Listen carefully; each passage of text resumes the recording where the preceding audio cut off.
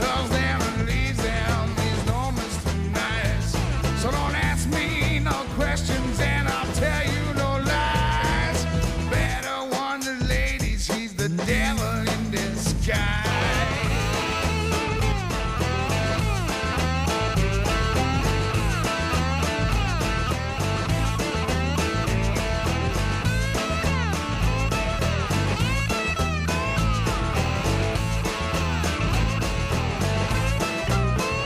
He's the devil in disguise. He knows how to mesmerize. He's the devil in disguise. He don't need no alibi.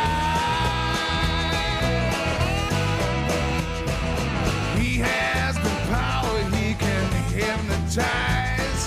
No one's complaining. They don't criticize. I guess you call them his victims of love. He tries to keep them from the man up above. Don't ask me no questions and I'll tell you no lies.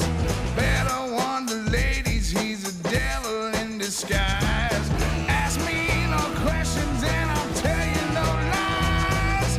Better wonder, ladies, he's a devil in disguise.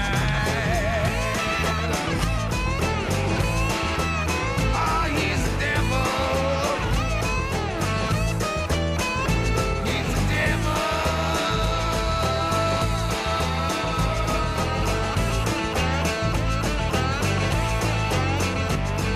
Devil.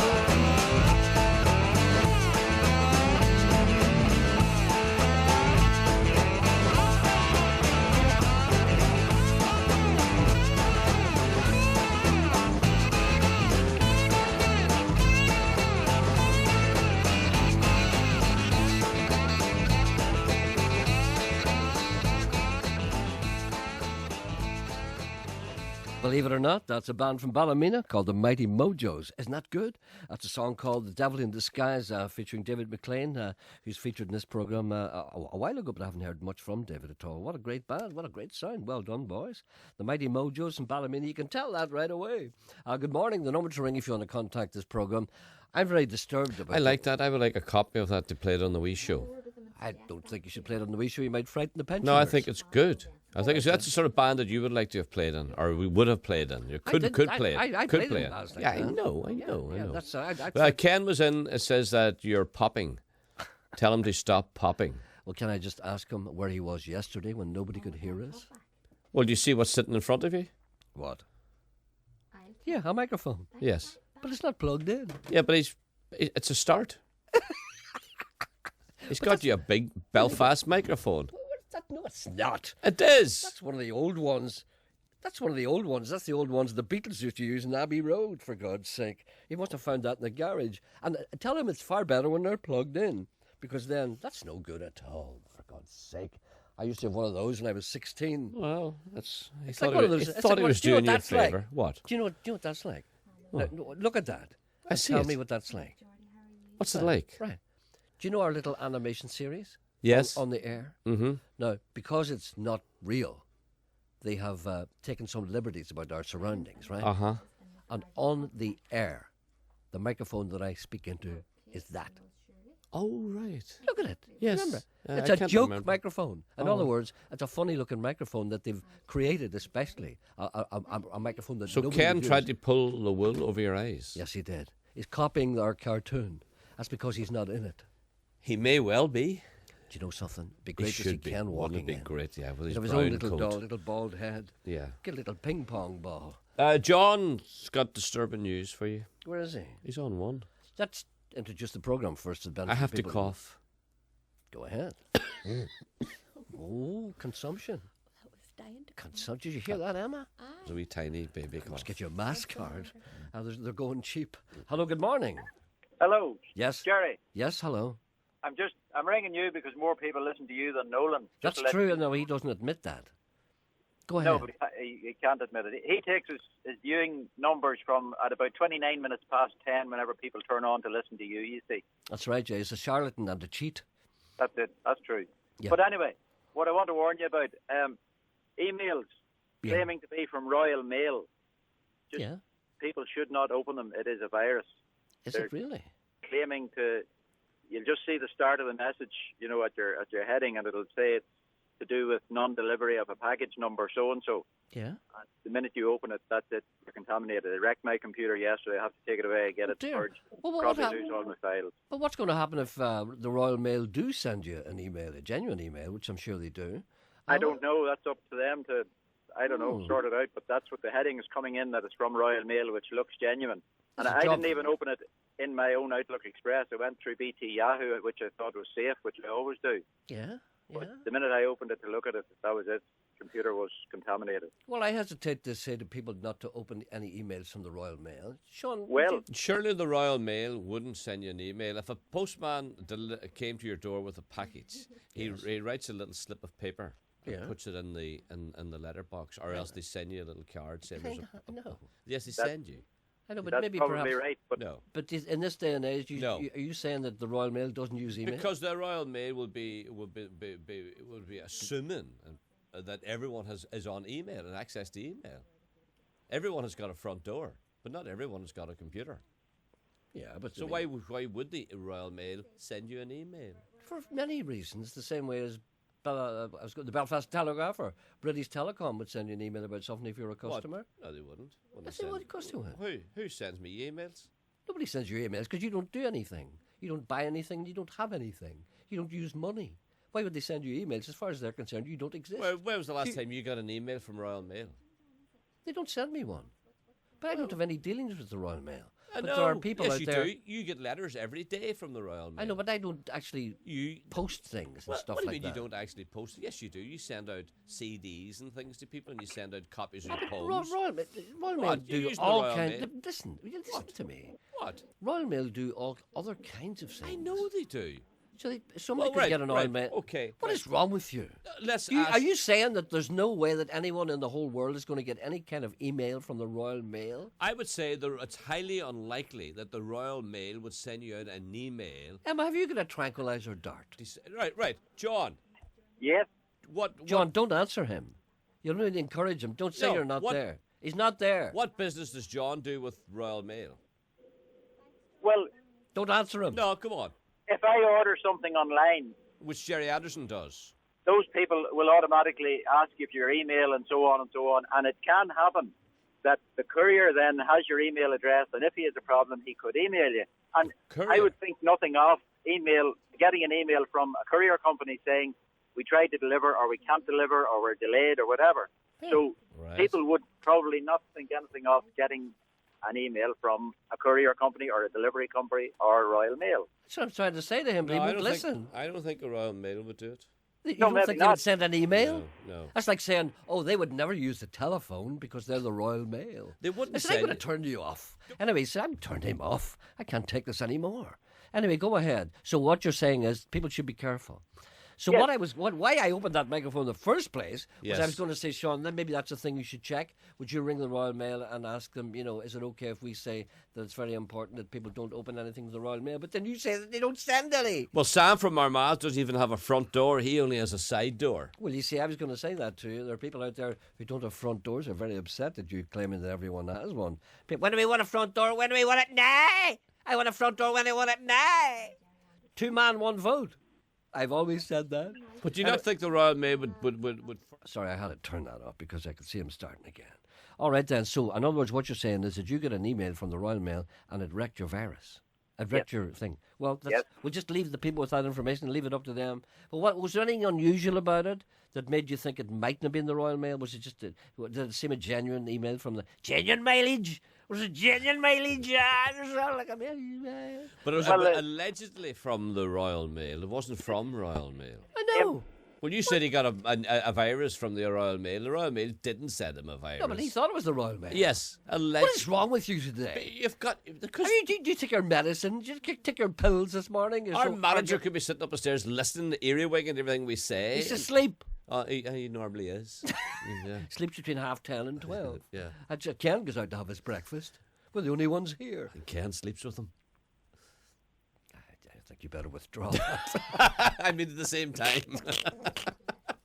Sorry, sir. That's Sorry, on Ken. You can hear that on iPlayer for the next 7 days. So there we go. Will you go upstairs first after this? Yeah. I'll go behind you. If he appears at that door, I'm under the table. Oh, you better not. Listen, people say that I choked with laughing yesterday. And look, we're doing it again today.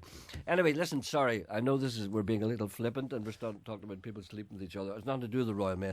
You purportedly got an email from the Royal Mail, which was not from the Royal Mail, which damaged your computer. All I'm saying is that people should keep their eye out for that, okay? That's it. Thank you. Thank you very much. All right, thank you. Thank you. That took a long time. We've got visitors in the studio. Well, cockroaches or something? What is it? Eh? What? No. No, he's there. You see, And Ken, he's down now. and Look. Ken's in here. Yeah. Manager's down. No wonder. I know. If I was up there and you said something like that, I'd be down the stairs like a rocket. John's on too. You see, let's introduce the programme first. Good morning, everyone. Welcome to the Gerry Anderson Show. We're here until 12 noon or 12 o'clock, whichever you may prefer. The number to ring if you want to contact this programme, if you got anything to get off your chest, 08459 555 678. We're not like Nolan. We're normal human beings.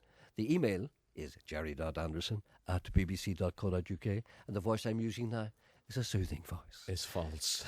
It's completely false, but it's one I would use if I was on Radio 5. So, text messaging service. We don't Twitter here. The text messaging service. We should start twittering, you know. I don't know how it works. I know all about it. Do you do it on your phone or do you do it on your computer? You do it on your computer. No, you can do it on your phone if you've got a phone, which you haven't. You can't do it on your phone because you always leave yours at home. The text messaging service is 81771 for those of you who have not perhaps had a full life. Do you know what my phone's used for during the day? I don't know. What?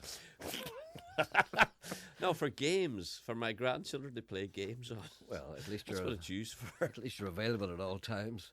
Gerry, I've been appalled by the abuse that you've had to take from Emma, the undertone, and Mr. Coyle regarding your lack of physical preparation for the New York Marathon, which will be on November 6th. Whilst they have a point, they have offered no advice as to how you will get out of your dilemma. But I have had to dodge a few gigs in my time, so here's what to do. Quite simple. On the day before you leave for New York and live on the radio, improvise a dramatic death scene. Point behind the glass over the heads of your minions and shout, "There! At the window! He's got a gun!" And then shout, "Bang!" Clutch your chest and fall over saying, "He's got me! I'm done for, Padre! I'm a busted flush." Then as Mr. Coyle rushes to your side, look up from your deathly pose and exclaim, "Tell my wife not to have me stuffed. It was only a joke." And then in a feeble voice, before you expire, "Is that your mother?" Then with flailing claw-like hands, look heavenward, gasp one last time, then expire noisily. Nobody will expect you to run the marathon after that.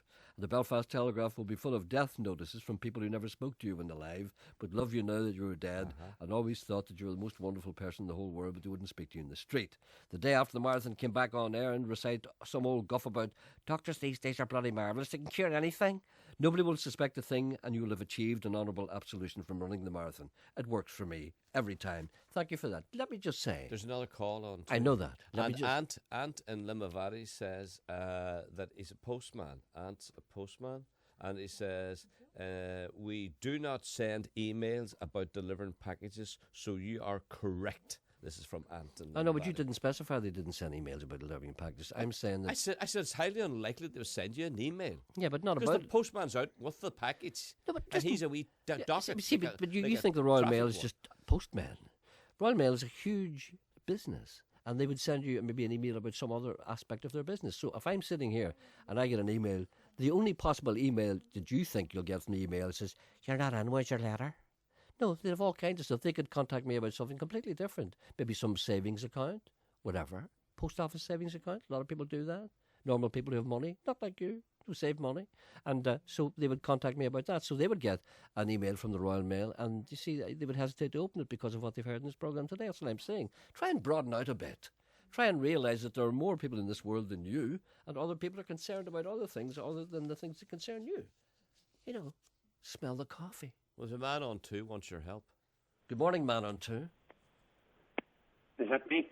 That I think it is. Yes. Can I help you at all? Okay. Yes. Right. Yeah, maybe. I'm looking for. I can't find one in the country anywhere. A Bomag diesel engine, an engine for Bomag roller. Right. Can you give me that again? It's an engine for a Bomag roller. How do you spell it? B? Bomag. Bomag. Yes. Bomag roller? Uh-huh. It's a wee roller you'd see on the side of the road there, the roadmen use. An engine for that? A wee diesel single-cylinder engine. Hats. Yeah? Single-cylinder hats engine. Single cylinder. Sorry, excuse me whilst my eyes glaze over. A diesel single cylinder. What was the other word there? Hats. How do you spell? H-A-T-Z. Hitch what? H-A-T-Z. H-A-T. Hats. As Yep. in hats off to Larry. A diesel single cylinder hats engine for a Bomag roller. Well, I'll tell you what. If we can That's get another that, one, isn't it? that's a good one. What do you want that for? Have you got a roller yourself? Yes. And what do you It blew up on us, and we had to you donate it, like. What do you do with it? We do landscaping and stuff, and... Oh, sorry, you're a professional man. All right. Yes, and So this wee thing just makes a real good job out of it. All right, then. You see, this is the first here. Is that like a baby steamroller? Yeah. Yes, You've yes, seen that. We've never had anyone on looking for one of those before. It's an exciting day for us. Yeah. So we're looking for a Bomag roller, a diesel A single... Bomag roller engine. Sorry. There's a man lived beside us. He used to drive the big steamroller. How interesting, Sean. Yeah. Thank you. So Bomag roller engine for a diesel single-cylinder hats engine Yes. roller. Okay, then. All we can do is put that out. There's nothing more to say about that. Thank you very much. Not at all. It's a pleasure. Thank you. Any particular area that the man lives in, or Ireland. where you'll travel the length Ireland, of he the, said. That's okay, right? Okay, thank you. Thanks a lot. Bye-bye. See, he was away there and you brought him back. I know, but you see, I was going to ask him who's the agent. I know, but you see, I was afraid you were going to ask. Well, all that. that's the sort of thing you'd ask him. Where did he buy her in the No, first that's place? because you're interested. Where did he buy it? No, but you're interested. Did he buy it in Cookstown? Did he buy it? Why not go back to the man he bought it off? I don't care. I know, He but you just asked should for the care. engine and I put it out. And somebody has got an engine, will phone him. That's as simple as that. Don't be getting so interested in this kind of stuff. Here's a gentleman. Look, people are requesting impressions. Any chance we could hear an impression of Darren Clark awkwardly trying to wrangle his way out of a Christmas Eve invite over to Jackie Fullerton's house for mulled wine and cocktail sausages on sticks? What are you doing Christmas, Jackie? Oh, I have to invite am I Jackie? Hi, Darren. Remember, I've got a cold now. Okay, I'm Jackie with a cold. Hello, Jackie. Oh, sorry. Let's go again. Hello, Darren. Darren, it's Jackie here. Jackie, good to see you. Darren, love to have you over at my home for Christmas for a glass of wine and a mince pie. Are you free? I'd love to go, Jackie, but belly's hanging over my belt. Oh, come on, Darren. We would love to have you. You might have seen me in the Bahamas. Gerry Kelly's going to be there. There's another fat boy. The belt's hanging over the belly, sorry. The belly's hanging over the belt. Oh. I'll have to pass. I'd love to go, Jackie, because I know Gerry likes my sense of humour. Especially, and Gerry's a great golfer. And if it hadn't been, things hadn't been different, he would have won the French Open. I'm losing it now. You're losing it now. I'm sorry. Right. Sorry, go no, on. It's, Talk me into it. I'm Darren Clark. It's more, and I'm Darren Clark. All right, I out the side of your mouth. I lost it. I'm Darren Clark. I like a wee smoke and I like a wee drink, and I just happen to win the British Open. And the fella said, the fella wants to know, are you doing another calendar this year? You? No, you. I didn't do it. Did you not do a calendar last year? How dare you? Excuse me? You promised the girl down in the St George's Market that you would go naked in November. No, I've done that before. No, did you not do a calendar? You did do a calendar. I did not. Yes, you did. I did not. Did you not? No. Did you not pose naked for a calendar? God forgive you and pardon you. No. I did not. No. Yes, I'll never forget the sight of you standing behind your old Fender Telecaster. You're just jealous. I'll go naked for anybody.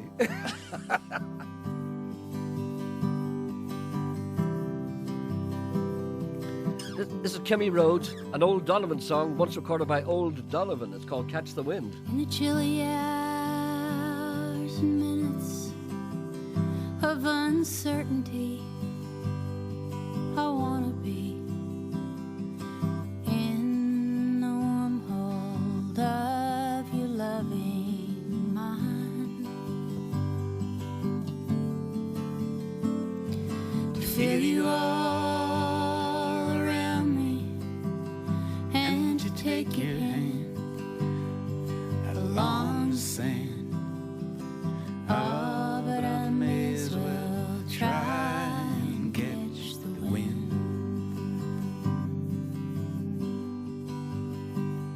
When the sundown pales the sky, I want to hide a while behind your smile. And everywhere I look, your eyes I'd find. For me to love you now would be the sweetest thing. Make me sing. Oh, but I may as well try and catch the wind.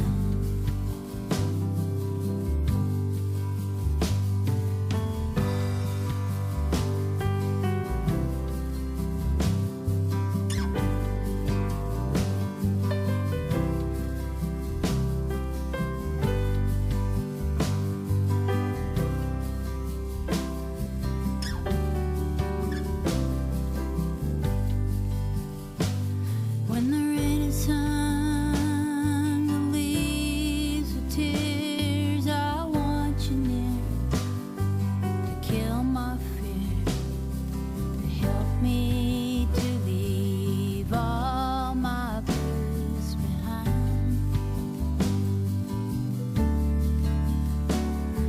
Standing in your heart is where I want to be.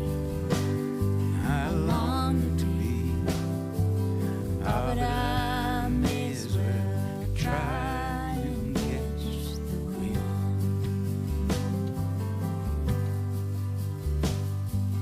Oh, but I may as well try and catch the wind.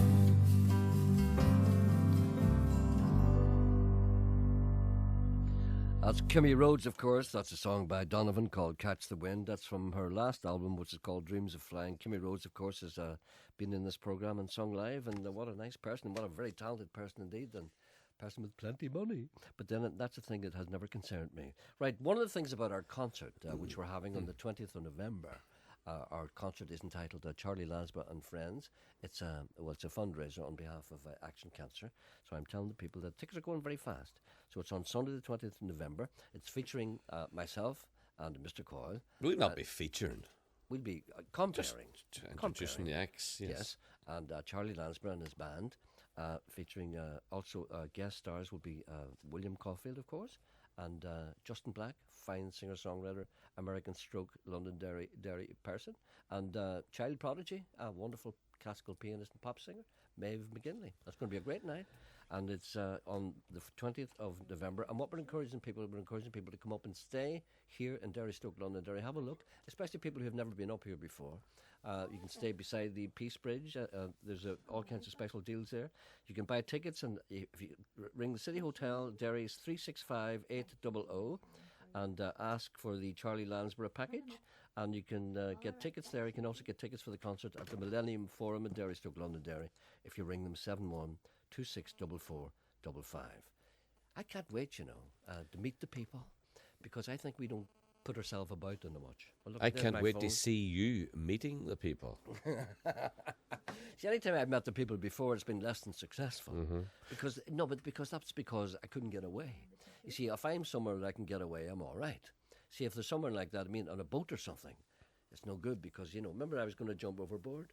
Remember I tried to get out the porthole during our cruise because I couldn't take it anymore? But that's not, but those are country and western people. They're not like ordinary people. They were kind of Hugo people. You know, I'm talking about real people, nice people, you know, who know how to talk to you, you know, and who don't annoy you. Geordie rang. What did he say? He said, "Tell Gerry to remember this. That Kiss is friends, just a kiss. no, that Smile is friend, just a smile. friends are the flowers in the garden of life." He must have bought the Beano. That's what he said. That's what he said. I'm away out now. I have things to do, but tell him to remember that friends are the flowers in the garden of life. Tell him thank you for that. I'll treasure that with me all day. On 92 to 95 FM and 1341 medium wave. This is BBC Radio Ulster. Now at 11 o'clock, this is the BBC News with Keith Burnside. Around a dozen protesters have attempted to gain access to a district policing partnership meeting in Londonderry. They were stopped by a line of police officers at the entrance to Derry City Council's offices where the meeting is taking place. An official told the protesters, who held anti-policing posters and chanted in blue whistles, that there was no room to accommodate them. A standoff is continuing. A 56-year-old woman's been killed in a road accident just outside Ballymoney. It's understood the victim was a pedestrian. One vehicle was involved in the crash, which happened on the Lisslagan Road last night. A man tried to hijack an ambulance in Union Street in Belfast city centre last night while two paramedics were in the back treating a patient. A security device prevented the man from driving the ambulance. The paramedics were shaken but uninjured. John McPullen is from the ambulance service. For somebody to actually attempt to get in and hijack that vehicle when the two paramedics were in the back treating the patient, it's just beyond words. As the vehicle was moving away, somebody else in the crowd threw a bottle at the side of the vehicle and it smashed against the side of the vehicle. That doesn't happen to us very often. It's very, very rare, but it just gives an indication of what our two paramedics faced last night. The daughter of a UDR soldier killed accidentally in Enniskillen says she will challenge a decision by the Ministry of Defence not to award her mother compensation. Bernard Adamson died after a colleague accidentally fired a live round instead of a blank 40 years ago. Mr. Adamson's daughter, Catherine, says she will fight the decision. It's taken 40 years to get this far, and so if it takes another 40 years to push it, then I intend to be around for the next 40 years. It was a cover-up from start to finish. It was a complete mess. Really, it doesn't say very much in regard to my father, but it does speak volumes about the Ministry of Defence, how they're continuing with this cover-up. Sport now, and Gavin's back with the details. Newcastle defender and former England under-21 international Stephen Taylor has given his backing to Stuart Pearce to lead the Great Britain football team at the London Olympics. The England under-21 manager, along with England women's coach Hope Powell, have been named as the managers of Team GB. Arsenal and Chelsea both topped their Champions League qualifying groups. A stoppage-time goal from Aaron Ramsey sealed a 1-0 win for Arsenal over Marseille, while 2 goals from Fernando Torres helped Chelsea to a 5-0 thrashing of Genk. And 9 jockeys, including 16-time champion Tony McCoy, who were banned for failing to pull up during a race that was declared void at Wetherby last week, have failed in their appeal against 10-day suspensions. And what can we expect weather-wise? Sarah Thornton. It's a mainly dry and bright start this morning, especially around Antrim and Down, but we will start to see some cloud increasing as we go through this afternoon and outbreaks of rain by the end of the day coming in from the west. Now the winds are picking up too, southwesterly winds. That's feeding some slightly milder air towards us. So temperatures last night got down well into single figures. We'll see a top temperature today of 11 Celsius. BBC News. BBC Radio Ulster. Travel news. In Knocklochram, the Ballina Road remains closed for roadworks between the Quarry Road and the Carricknakeelt Road. A diversion is in place for the next month. In Clogher, a traffic control is in place on Main Street, so expect delays if you're travelling on the A4 between Enniskillen and Ballygolly until the end of next week. And in Uri, roadworks continue on Monaghan Street, which will reduce on-street parking in the city. Aileen Moyner reporting. Travel news on BBC Radio Ulster. On Talkback with Wendy Austin today, suspicious approaches to children. Reports in recent weeks from around the country. Shankill, Newtonabbey, Ballymena, all over. Police warning about them, schools sending letters too. How worried should we be about the threat of child abduction? Then remember the elections last May, how long the counts took. Highly critical report into the running of those elections. So whose fault was it? And should heads roll? We're calling all taxi drivers. Is yours the most unhealthy job there is? Or do you just hate exercise? And that raunchy Rihanna video, it's up and running on the net. It had us all talking for a week, hadn't it? Have you seen it? Does it go too far? Join the debate and tell me on Talkback at 12.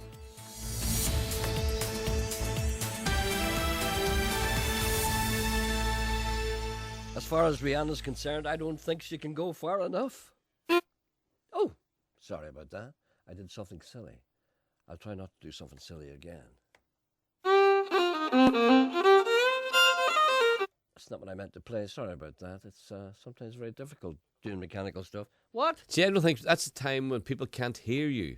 What time? When you now, you were turning your head away from the mic, and this is Ken and I had a meeting yesterday in his office. You had a meeting with Ken yesterday? Yeah. And what did he say? I had to reenact. I had to play the part of you. How do you do that? You know, I had to sit and talk. Ken got this microphone in his office, and he says, "Show me what he does. Show me how he moves around the desk." And I was showing the way you move away over like that there, and then you talk like that there, and I know people at home can't hear me. You see, you've got to come back over into your microphone. You should know that. Gotta come back over. You see? Gotta come back over. Yeah, you've got to come back over. Should go over there. Yeah. What happens? You go over there. See, you can't go. Right, you go. Right, you're over there now. Can You're you hear way me? over. Look, see Can you you- over here now. Can you hear me now? No, you can't hear you now. Can you hear me now? But listen, you can hear you now. If I go over there. So that's what it is. So Ken was right. It's you. The fault lies with you. Over here? You should bring the microphone with you. Bring a microphone with me. You see, you're. Am I off mic now? I'm not taking this seriously.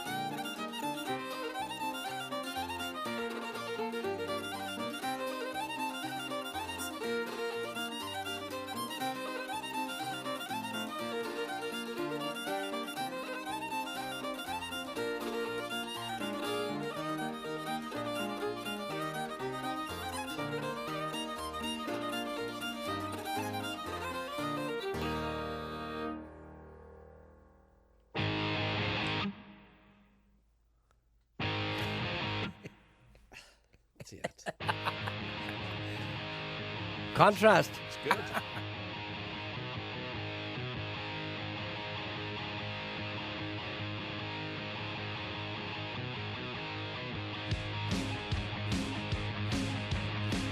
See the undertone perking up?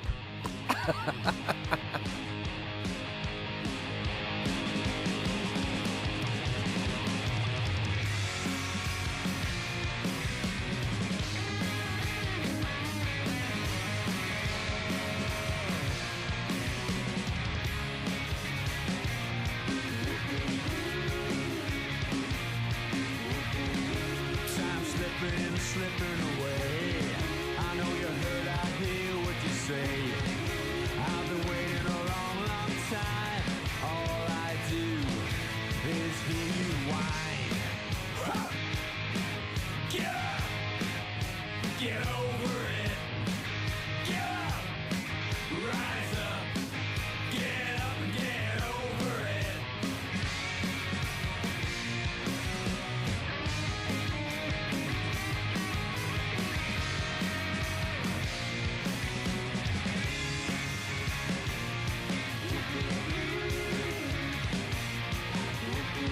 Live as a victim, live as you choose.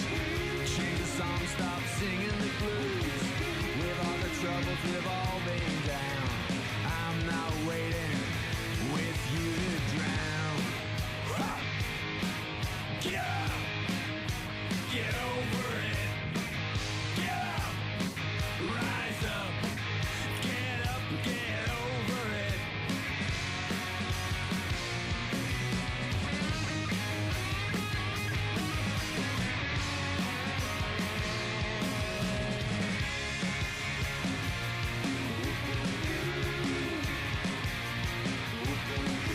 Misery's got a friend in you. Above the clouds, the skies are blue. Just another dog with a bone. Got your own exclusion zone. Ha! Get up! Get over it! Get up! Rise up! Get up and get over it!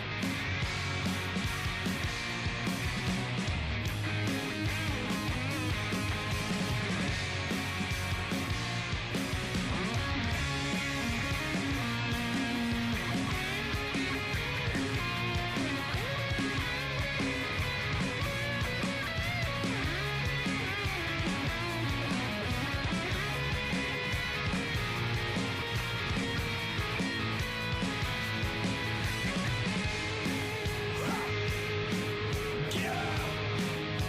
Get over it! Get up!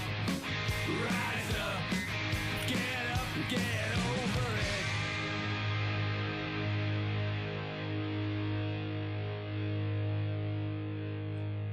That's a band called the Dolly Birds. I've featured them before in this program, and I think they're fantastic. They had a song called Broken Doll, which I played over and over again. I will play it again. And that's their EP. It's called, just called the Dolly Birds, Time to Be Proud Records. And that's a track called Get Over It. Did you see any similarity between those two pieces of music? Did you think they were very different? Yes. Well, I thought they were the same. Do you know why? Because both the sets of musicians are from Northern Ireland. Of course, the person playing the fiddle and all those other people, it's a fiddle player called Donald McKaig. And it's from an LP called Bits and Pieces.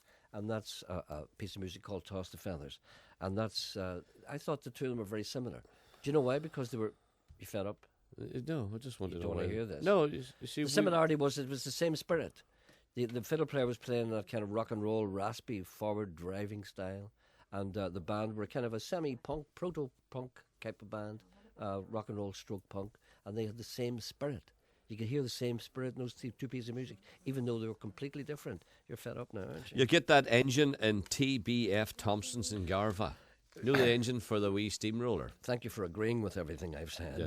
And a man phones in, Billy phones in, or Sam phones in on behalf of Billy. So Billy was Hold on, is Billy phoning in on behalf of Sam, or is Sam phoning in on behalf? You got to get this right. Billy is speaking through Sam. Okay. And Billy's looking for a Ferguson T20 diesel tractor in any condition, but all parts must be there. But I thought the two pieces of music complemented themselves, even though they were essentially different. They juxtaposed an attitude, a feeling, a raspiness, a roughness, a Northern Ireland, Scots-Irish thing. Edinburgh College was. And also, could you wish Philomena Begley a happy birthday today? Queen of the Silver Screen. It's from There's money in Charlie. The Golden Girls. There's money in Charlie. Remember she said that? But you don't. That's what annoys me about this. But you yucked that. You yucked that in me and Philomena. Don't be using these Ulster Scots words when you just impress people. Nucked.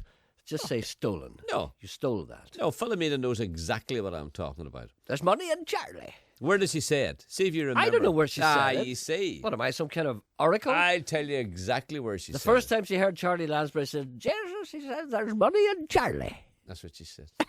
She said it to me. Oh, Backstage. Don't be so possessive. I am being possessive. What do you mean? It doesn't matter if she said it to you. Yes, it does, because you tell the story. She says, I remember backstage. I remember Philomena saying to me. Philomena said to me one, she said, she didn't say to you at all. I told you what Philomena said. Sean, if I may paraphrase Jesus, what you do unto me, I do unto you. Okay? What's said unto you is said unto me. But why didn't you just say, as Philomena said one night, there's money in Charlie? Funnily enough, I met Philomena Begley one time, and there were a number of us present, and Charlie Lansbury was singing. And you weren't there. I said a number of us present. Yeah, but you weren't backstage. Charlie Lansbury was singing one time. I was there, but I wasn't backstage. There was a number of people backstage. Amongst the people backstage was Philomena Begley, and she was listening to Charlie in the wings. She was talking to me. She was talking to a colleague, and she said, "Yes, there's money in Charlie." Yes. And your colleague told you. A colleague relayed this to me. I laughed heartily. Yes. And then often on the radio I would mention it occasionally, and he'd always stop me and say, "You're not telling that right." Yes. Listen, here's this little Christina's on one. Here's an interesting little human story. Would you hear this? A gentleman writes to me and he says, long back, long ago, in 1969, when the trouble started in Derry, Stoke, Londonderry, I was a soldier with the 1st Battalion Grenadier Guards that were stationed at McGilligan Camp, which was in mothballs at the time after the Second World War. I was only 21 at the time. I met Rose McIntyre by Cecilia's school with Noreen Doherty. In other words, he met Rose McIntyre walking past a school called Cecilia's with her friend Noreen Doherty whilst he was on duty. Rose came from a street called Swilly Gardens, which I imagine would be in the Craigan estate. It is, would it yes, be? yes. Which I believe has been pulled down. Well, maybe it has, I don't know. Her mother and father have passed away in 1979 and 1992, respectively. I have fond memories of them both. We were married at St. Mary's Church in Craigan on the 3rd of July, 1971, by a priest called Father Carolyn. Rose lost contact with friends, and you can imagine why. Because at that time, that wouldn't have been a terribly smart thing to do. At that time, would it have been really? Right. Yes, you know? yes. No, to be honest. Certain people would have frowned upon it. Certain people would have frowned upon it, and a person wouldn't have been very confident that they would see the next day. You know, so Rose had contact with her friends and tried to contact through a website called Friends United, but nothing came forward. So on behalf of my wife, would you say that Rose McIntyre, she is now Baker, is still very much alive, and she would love to hear from her school friends. We have 4 children, 9 grandchildren, and 1 great-great-granddaughter. Our favourite song at the time was Percy Faith's A Summer Place. Isn't that nice? You have it in your core? Have I? Yes. I'll play that before the end of this programme. So she would like to contact people she went to school with. So if anybody remembers Rose McIntyre, obviously she didn't have much contact for reasons which I can imagine. So that would be nice. So if anybody knows Rose, there's no more information about her. Her married name now is Baker. She was from Swilly Gardens, and her parents died in 1979 and 1992, respectively, her mother. So there we are. So anybody who knows, give us a ring here. She went, no, that's about all there is, really. That's about all there is, but people would remember that. So give us a ring, if 08459 555 678, if you know that lady, and if, because she's obviously starting to think, what about all those nice people? Anyway, look at this. Your sound levels are not right. When you play music, it is loud, but when you're talking, it is hard to hear. See, what are we going to do? Well, Eugene Floyd in Omas says he can't hear you, and we T in Tyrone as well says the same. They can't hear you. Well, what am I going to do? Today again, I don't know. Fergal and Lurgan wants you to do the Viking horn or the geese flying over your house. I think that I'd like to hear your Viking horn. Oh, it's so terrible. No, too muffled. No.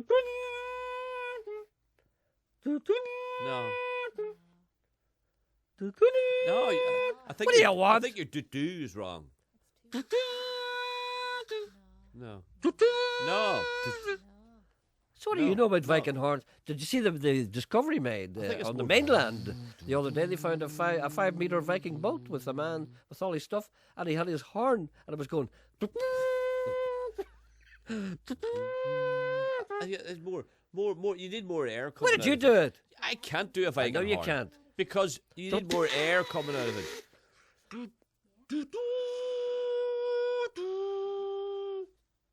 See, you're coming up through fog. You're coming up the Foyle, up the River Foyle. Oh, it's not fog now, is it? Yeah, and there's fog. There's no fog. You just can't do it. There's fog in Viking days.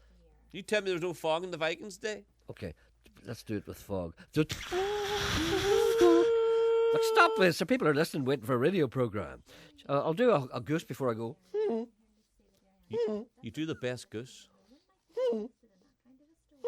As a matter of fact, you see when you turn sideways, you look like a goose. You do. Your profile. A goose going faster. What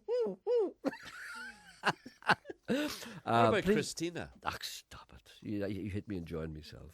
Don't you? I'm hooting away here. Could you please give a shout out to my pal, Gerry Creaney? I've just converted him to the best radio show on the planet. Doesn't say what it is. Gerry, Gerry. Do you know when I was wee, people used to call me Gerry? Gerry? Gerry, yeah. Is that right? There's a kind of a cross between Gerry and Gerald, which is my name, Gerry. Did your family members? Some of them did, yeah. And some of them called me Snowy. I know that.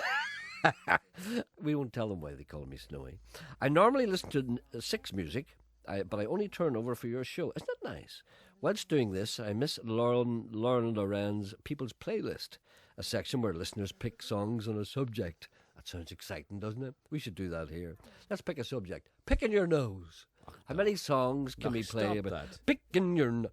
This week, it was Manchester. So I picked Dirty Old Town by Ewan MacColl and the Pogues, as a lot of people don't realise it's from Salford. Do you realise that? It's about Salford? Of course. That's where the BBC are moving everybody from London to Salford, and people from London are talking as if it's Helmand Province. Salford, I always remember Salford Van Hire. That means something to me, and it means nothing to you. But that's when I think in Salford, I think in Salford Van Hire. Well, tell me this, and I know this is an obvious question, and maybe perhaps the listeners will expect me to ask this. What does Salford Van Hire mean to you? I walk past it quite often, that's as good a reason as any. And I marvelled at how many vans they had. I said, look, how many vans Salford Van Hire have. And I think they were orange in colours, orange and white in colour. So that's all. I just think of Salford Van Hire. That's all right. All right? It's okay. Could you possibly give it a spin? And I walk past the jail. Down behind the fountain? No, the jail. What do you call them? What do you call them? My man. They call the jail in Manchester. Salford Jail. Is it? No, I don't know. It's not Salford Jail. Strangeways. Strangeways, yeah. Do you walk past Strangeways? I walk past Strangeways every day, and I looked up at the windows and was wondering if the prisoners could see me. You give them the finger? No, I used to wave up, just in case any of them were waving. Hello, lads. What's happening today? It's just... Gerry, listen to Sean. He's correct in what he says. Not everybody has a computer, but they do have a letterbox. I heard about that scam, and your caller's 100% right. Do not open emails from Royal Mail. Gerry, I thought they were coming for your lunch in Lochbrick. I thought you were coming from your... Did I promise to go for my lunch in Lochbrickland sometime during the week? I don't think I did. I'm just reading these random text messages. What about Christina? Where is she? One. Good morning, Christina. Sorry for keeping you. Morning, Gerry. Good morning. How are you? Fine. Good. What can we do for you today, if anything? I'm just ringing to advertise a fundraising event for Southern Area Hospice. Yes. My son, who hasn't cut his hair in 10 years, has agreed to have his head shaved and his beard shaved off to raise funds for the hospice. Is he making some kind of protest by not getting his hair cut for 10 years, or is he just a dirty wee scut? I think he's just a dirty wee scut. That's all right, I'm just wondering. And what is his hair very long, is it? Pardon? Is his hair very long? It is. It's down nearly to his waist. It hasn't seen scissors in 10 years. What age is he? He's 22. He's a student. Oh, that explains everything. Does he have a traffic cone in his bedroom? Pardon? Does he have a traffic cone in his bedroom? Not at the minute, no. That's all right. He I'm just had checking. one. I'm just checking. I'm checking. How did you know? I know these things. So obviously, when does he plan to graduate? Next year. He'll have to cut his hair then anyway. So he realises that, so he's getting ahead of the posse, isn't he? So he's doing it for charity. Well, fair play to him. He passed away this year from lung cancer, and he had been in the hospital. Sorry, what did you say there? Sorry, what did you say? Sorry? What did you say? Who passed away with? His father. Oh, I'm sorry. I didn't realise that. Sorry. So before he passed away, while he was in the hospice, he asked Liam would he shave his head and his beard to fundraise for the hospice, and Liam agreed. So he's doing it this weekend. Are you serious? His father asked him to do that? Yes, he did. God, he must have had a sense of humour right up to the end, did he? Well, he had, and he didn't like his long hair anyway, so I think this was emotional blackmail. So that was his last wish. Clean that young fella up. Yeah, Clean so him he's up. getting it cut.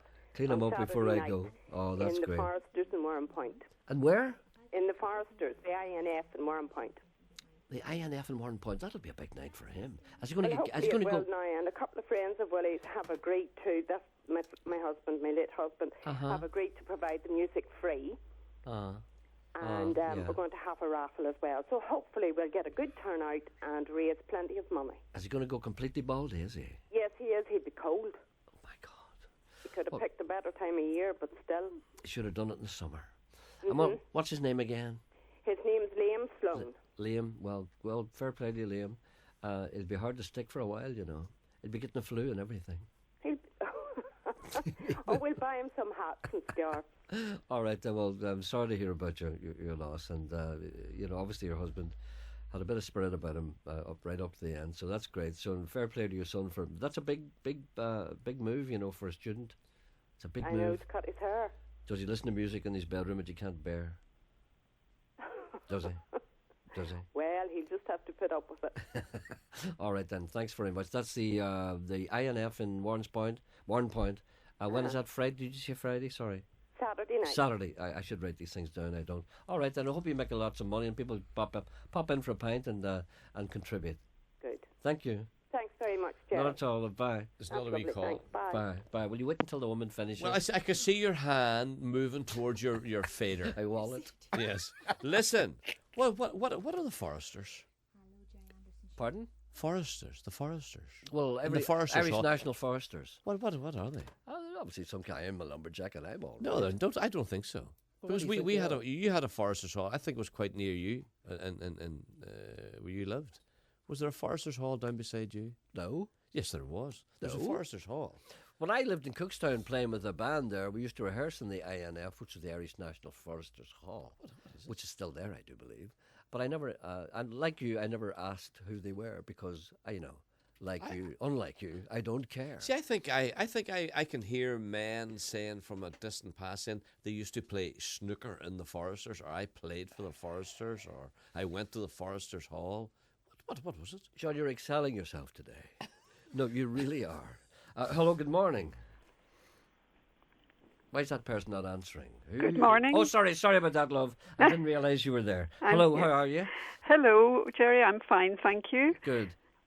I'm phoning to have a chat with you about a tinnitus event that Action on Hearing Loss are organising this Saturday, the 22nd of October, from 10:30 to 2:30. You're Mariette, aren't you? I'm phoning on behalf of Mariette. Oh, sorry. Mulvina. My name is Christine Martin, but Christine. Mariette Mulvina, the outreach volunteer team leader, has organised this event on Saturday for people with tinnitus. So anybody who is interested, it's a free event, and Action on Hearing Loss, the charity, are funding this. It's being funded by the big lottery, and we'll have a range of very interesting talks and workshops during the course of the day for everybody who is interested in tinnitus, who has tinnitus, and for family members who are supporting people with tinnitus. Well, let's just explain. Tinnitus is a medical term for noises that people hear in either one ear, both ears, or actually in their heads. That's correct. And I suffer from that, you know. Yes, I do too. Yes. And are you bad, are you? How bad are you? I'm very bad. I have high-frequency tinnitus, and I have it all the time. In both ears or one? Dominant in the left, but in the right as well. Well, do you hear that during the day? Yes, I hear it all the time. Is it very, very loud? It's loud. Nighttime is the worst, and most people find the nighttime the most difficult period of the day because everything else is quiet and there aren't other sounds to distract the auditory system. One particular band, and I used to stand on stage. You know, when you're in a band, you always stay in the same place. Yes. If you play a particular instrument, you're always in the same place. And I used to stand on stage, and right at my left ear was a big, what they called a ride cymbal.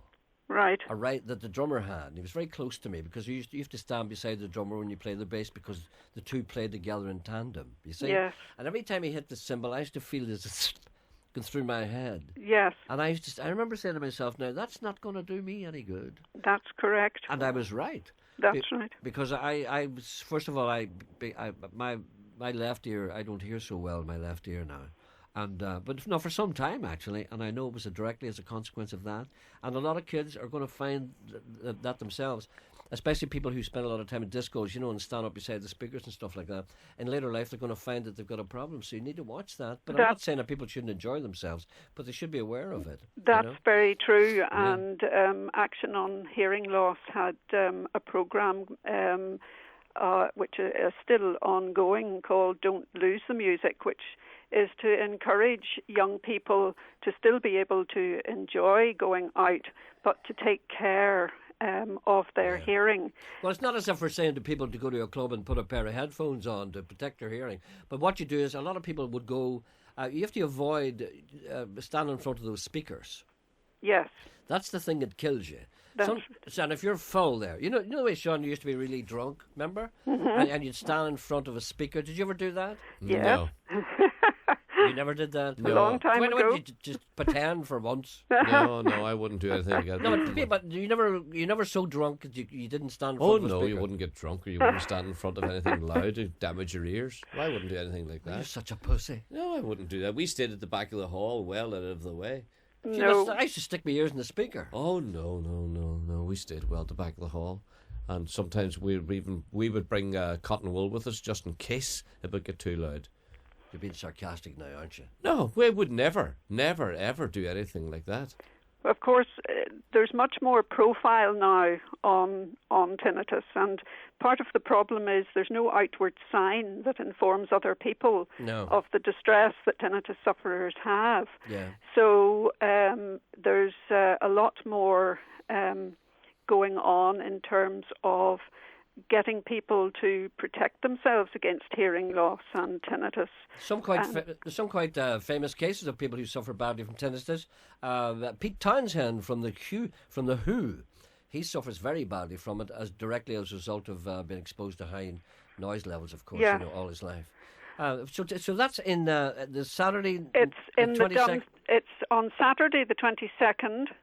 This Saturday from 10:30 to 2:30 at the Dunsilley Hotel in Antrim. Dunsilley Road, Antrim. Okay. And there'll be various talks. There'll be the facts on tinnitus. There'll be Mariette will be giving a profile of personal and professional experience of tinnitus in Northern Ireland.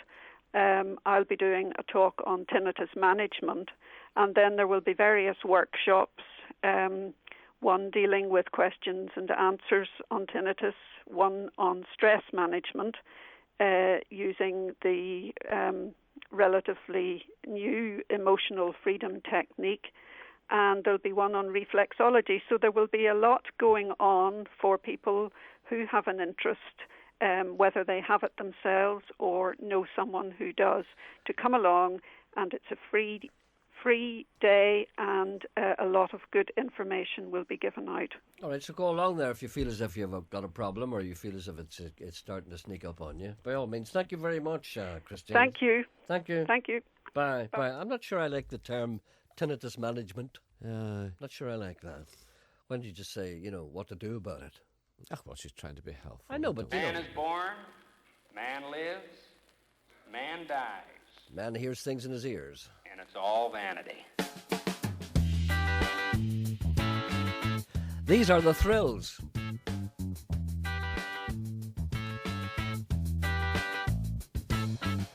And that's about the way it is in the merry-go-round.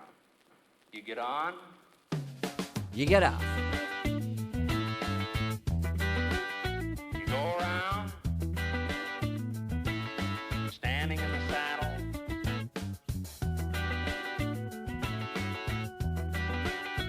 Man is born. Man lives. Man dies.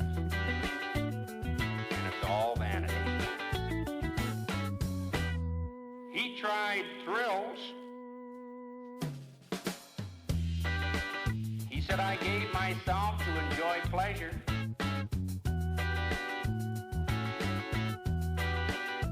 What are teenagers doing today? They're trying every thrill there is in the books. We got colored TV, but it still isn't satisfying.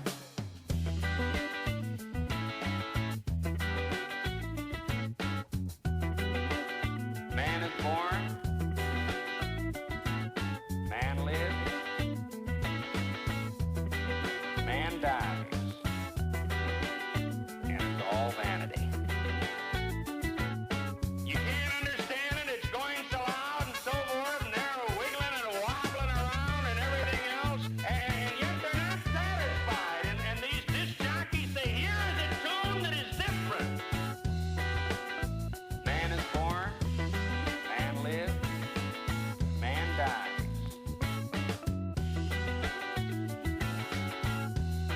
And it's all vanity.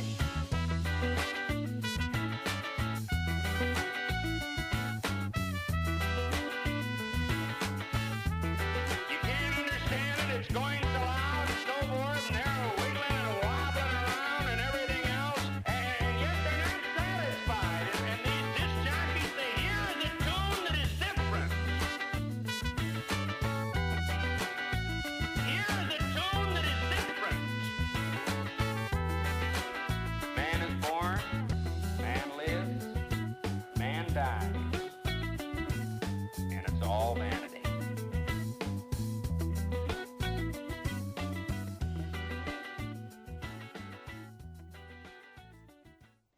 Here's a note. Look at this. We should take note of this. Gentleman writes, he said, I've been a fan of this program for some time, and after the last few programs, I've decided to forget about it. Endless bickering about levels, coughing and spluttering, complaints about health, two men giggling constantly like teenage girls, rude telephone cut-offs.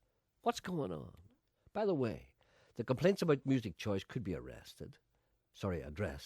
I liked hearing the melodic songs from the new singer-songwriters, but I suggest that you use either the first half hour or the last half hour to play the more trendy, way-out punky stuff, and let your listeners know that you're doing this. Those are legitimate complaints there. I blame you, Sean, for nearly everything there. I hope you don't mind me blaming you for that. Ken's just left. Was he in there? He said your music's too loud. Quick experiment on your sound. Through Freeview on TV, it's all over the place. Same on the laptop. But DAB radio, no problem, nor is the car radio. You see, this is what's wrong. We're getting a confused picture. Some people hear it okay, some people don't. I can't understand. He just said Kieran, that Darren Clark won the British Open. He won't like it, but maybe you would like to correct him and let him know there is no such thing. It's the Open Championship. You as a golfer, Sean, should know that. I'm terribly surprised that you made a mistake like that. Anytime I've met you, said Michelle, you're always in a rush to get away. I don't let on, I notice, until my kids say, every time you meet Anderson, he's always in a rush to get away. They really know how to make you feel good. Am I always in a rush to get away when I meet people? Yeah. Why is that? Although Pat Fern phoned this morning to say that he has to congratulate you on your interviewing technique this morning. You were paying attention and asking people questions, and he says you were quite good this morning. I don't remember doing that. Yeah. To who? He Who said did I do that particularly to? you were very good with the lady about the hearing.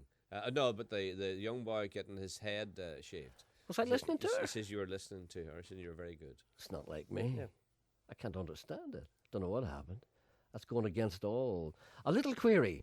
Several years ago, Gerry Anderson declared live on the radio, if God wanted us to run marathons, he would have stuck a Duracell battery in. The reason I remember this is because of the word he used on the radio. What has changed in his advancing years? Is he trying to keep up with the likes of Pippa Middleton? What is that all about? Pippa Middleton. What is that all about? Do you know what that's all about? You know who Pippa Middleton is? Did you ever think that when you were in the Chessmen show band, yes, that you would be running the New York Marathon? Did you ever think that? No, I don't think that even now. You played a brilliant song this morning called The Mighty Mojos, The Devil in Disguise. Where can I get a copy of it? Good question, actually. Hold on a second. I'll have to see me bringing my mic with me. I'm starting to learn. Margaret's on one. Hold on a second. I can only do one thing at the one time. Look at me bringing my mic with me, look. Look at how good I am. Sorry, I'm just checking these emails. Now, oh, here, that's all stuff. What kind of stuff is that? Oh, there's a lady said, thank you for sharing your memories of Sean Speedy Hamilton yesterday. Never let it be said that Anderson does not appeal to the masses. My family and friends enjoyed being reminded of his king-size character.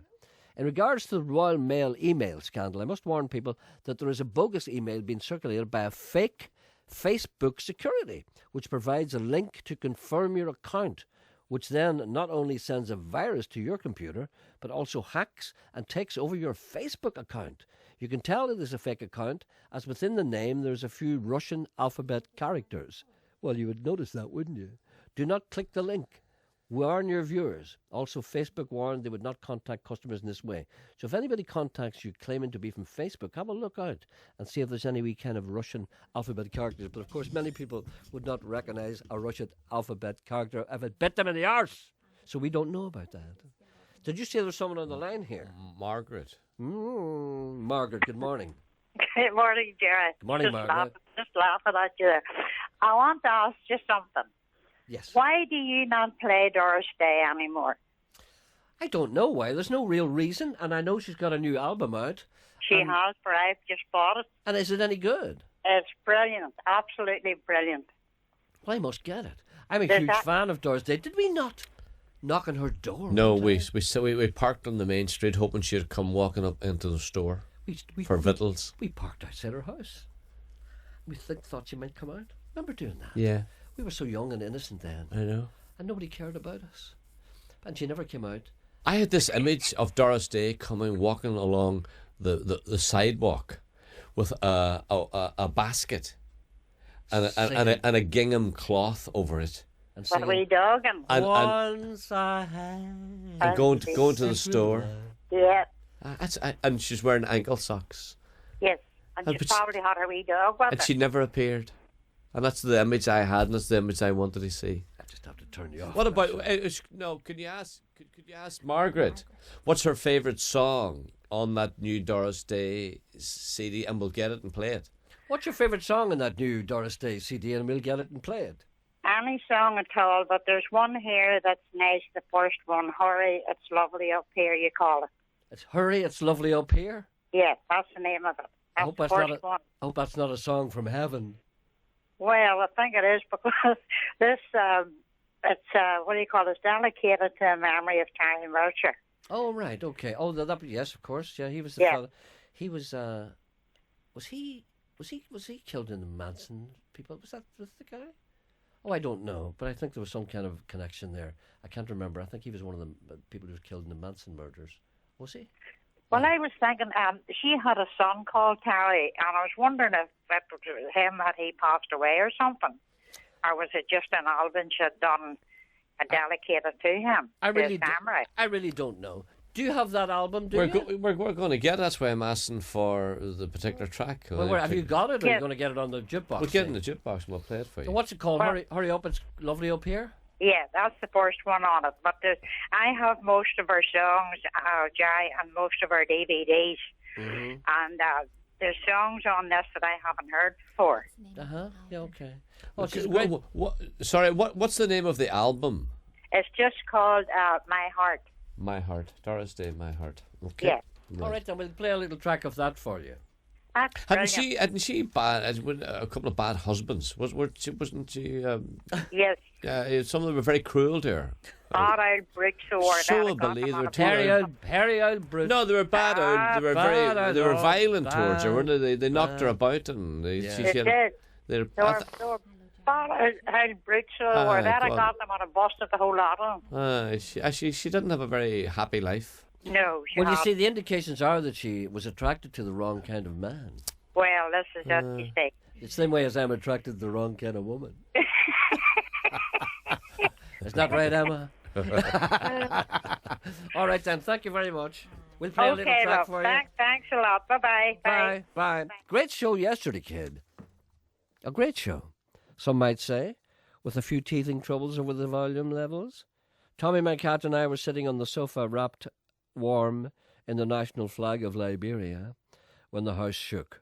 Ornaments leapt off the TV, and a frantic flashing message on the screen advised us to press the red button now. In the name of Stephen Nolan's bulging Y-fronts, said Tommy. What was that? I retrieved my dry, threadbare ginger wig from the top of the Welsh dresser and said, "It sounds like Hitler making a blood-curdling speech at the rally in Nuremberg. Why would Hitler be shouting, 'Hello, Emma! Hello, Sean! Hello, Janet!' I know them. There's no more Gestapo than you are in the brownies, mark my words," said Tommy. The day is yet young. Before dusk, news of great calamity will be made known, and Tommy was right. Traffic accidents, window cleaners falling off their ladders, codgers tumbling down open manholes were just some of the stories a wild-eyed and frightened Noel Thompson and Donna Traynor had to deal with on Newsline. Donna popped another Valium and said, "Old folks' homes were the worst hit. Catheters and colostomy bags were wrenched from their moorings and flew through the air like shrapnel." Donna gasped, swooned. Rugged anchorman Noel Thompson carried on. Perhaps the worst incident happened at St. Corky's old folks' home in Cullibaccy. A 104-year-old resident who had served as a wren and a bit of rough during 2 world wars was just lowering herself on the toilet when the big bang occurred. She had a flashback. Well, the truth be told, and charged out of the little girl's room, "Incoming! Incoming!" She ran to the broom cupboard, grabbed a besom shaft, and went on an orgy of bayoneting never seen before since Iwo Jima.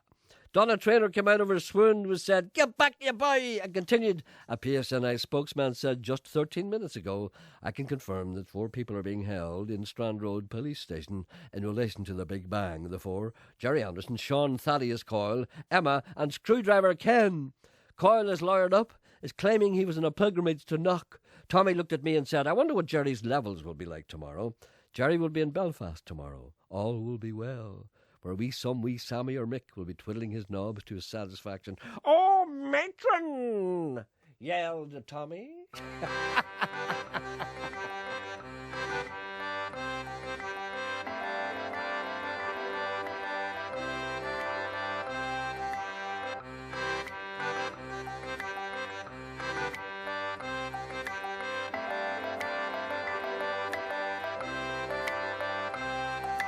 She broke down and let me in.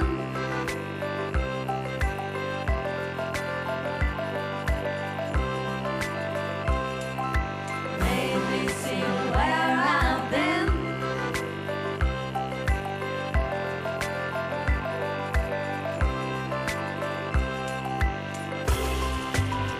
Been down one time, been down 2 times.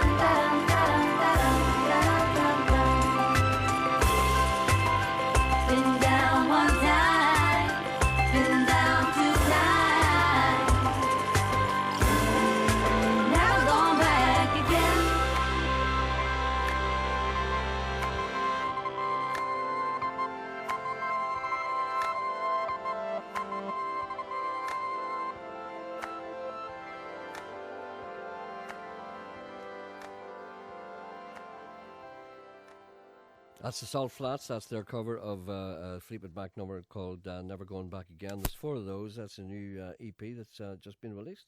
Very good. The Salt Flats. Look at this here. I don't know what happened either. He disappeared. If Maureen's listening, I was talking to Maureen there, and whatever I did something wrong, and I've disconnected Maureen. If she'd just hang up her phone, please, Maureen, if you're listening, and so we can ring you back. Please. Just to keep the record straight, a lady called Charlotte writes to me and she said, I worked in the INF, Irish National Foresters, in Omagh. It is like a subgroup, or rather similar to the ancient order of Hibernians, with annual conventions and marches within the few remaining groups. I just thought I'd just clear that up, just for the benefit of the people who are hanging on their edge of their seats. Could you find say out who the Irish National Foresters are? Could you say congratulations to a couple who are celebrating their 60th wedding anniversary today? That's Martin and Alice Rooney in Newcastle. Lots of love to them from all their family and friends. Isn't that great? 60 years married. Martin and Alice Rooney. That's great. You're not a bit impressed by that. Dan Gordon is opening a show tonight in the Belfast Festival at Who? Queen's. Dan Gordon. Oh, Dan. Well, yes, well-known actor. Yeah. Is opening a show tonight in the Belfast Festival at Queen's. It's called The Boat Factory. It's about a couple of apprentices in the Harland and Wolff Belfast shipyard just after World War II. It's based on his father's experiences. Oh. His father served his time from the age of 16, learned to be a joiner. So Dan wrote that. He also sends me a little email, and he said, I thought you might be interested, as your native city has a long maritime tradition, from boats breaking the boom at the siege of Derry to the influx of the American Navy, and indeed the surrender of the German U-boats. And he said, indeed, I understand that a captured U-boat captain may well have taken advantage of Sean Coyle's aunt. My father was a Nazi, which would explain your fascination with Hitler. Which it runs every night for the next week. It opens tonight at 7:30 p.m. in the Belfast Harbour Commission. Belfast Harbour Commissioner's Harbour Office, Corporation Square. It runs every night for the next week and a half, with shows on Saturday and Sunday, and then it's on Glastonbury College at the Ards Peninsula on the 4th of November at 7:30. So there we are. Go along to that. That sounds good, Dan. I'm going to try and go along and see that. Guess who was on Alan Simpson's show yesterday? All right, let me guess. Is it someone from Northern Ireland? No. Someone from England? Yes. A singer? No. An actor? Yes. An actor, an actor on one of the soaps? No.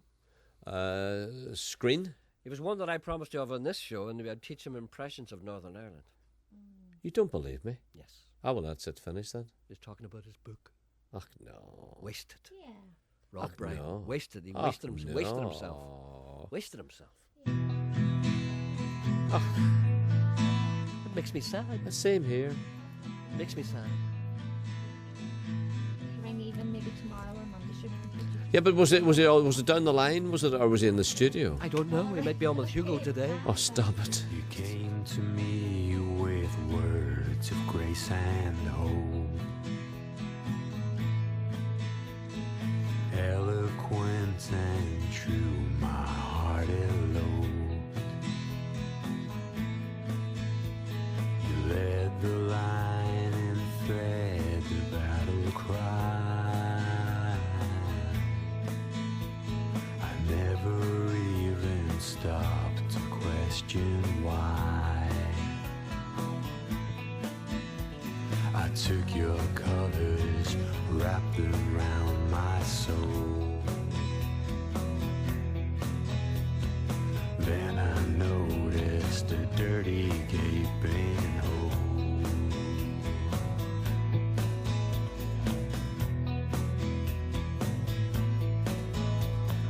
Then I saw what you had gone and done. You left me standing here with a smoking gun. Of all the things you could have said, you went and left me here for dead. You left me standing here with a smoking gun. Now your fading beauty's gone away. Mouth wide open, nothing left to say.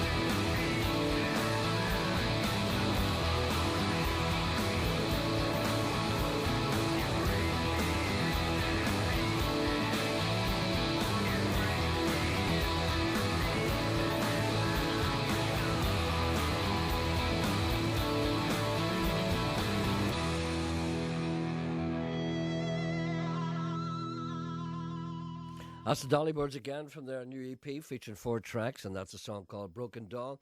Live music tomorrow from the 4 of us, and from a gentleman from Northern Ireland called Rainy Boy Sleep. I suspect not his real name.